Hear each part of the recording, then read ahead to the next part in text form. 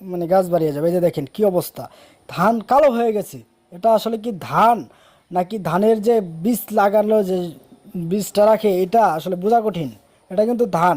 এই যে ধান কেটে এনে বম দিয়ে মেরে রেখে দিয়েছে, কিন্তু কিছু করতে পারছে না, শুকাতে পারছে না। যদি এখানে প্রযুক্তির সর্বোচ্চ ব্যবহার হতো তাহলে এই অবস্থাটা আমাদের কিন্তু হতো না।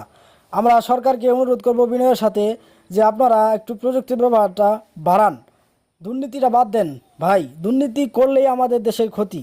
এই যে দেখেন কি অবস্থা, খেরের ভিতরে মানে ধোঁয়া বেরোচ্ছে, মনে হয় নিজ দিয়ে আগুন ধরিয়ে দিচ্ছে, কিন্তু না, এটা কিন্তু কাঁচা শুকনো খের না, শুকনো খের না, কাঁচা খের, ভেজা খের।